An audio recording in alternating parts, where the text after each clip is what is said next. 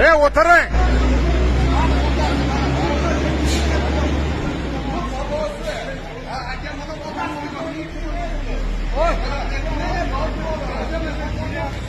O'tiring, ketasizmi yo'qmi, Akmal?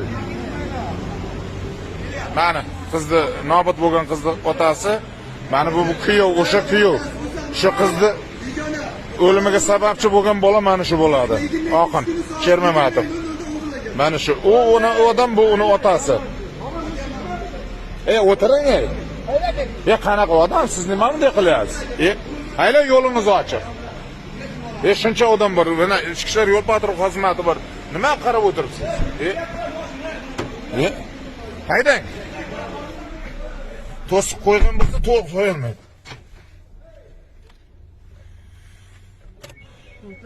Harbiy prokuraturaga qo'yingizlar. Qo'ng'iroq nima qilmayapsiz? Nima tushmay? Nima harbiy prokuraturaga qo'ng'iroq qilmayapsiz?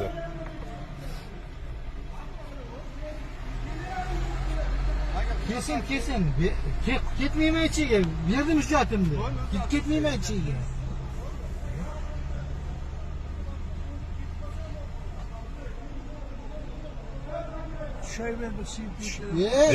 Qanaqa odamsiz? Ichib qo'ymaysizmi deymizlar. Qiziq odam. Mojarani hal qiling. Mana qotil kuyovimiz shu yerda. Mana xudangiz shu yerda. Qanaqangi zo'ravonlik qilyapti, muttahamlik qilyapti, ko'rib turibsiz. Pochcha? Mana bular hozir sizlarni bu yerga yomonotlik qilib ko'rsatib, yo'l patrul xizmati mana shu Samarqand chegara postida mana shuncha vaqtdan beri ishlab o'tiribdi, ularga talatib. Yo'lingizni yopib, o'g'irlab yurarmish. Hayla, harbiy prokuratura tomonidan sizlarga topshirilgan bolalar.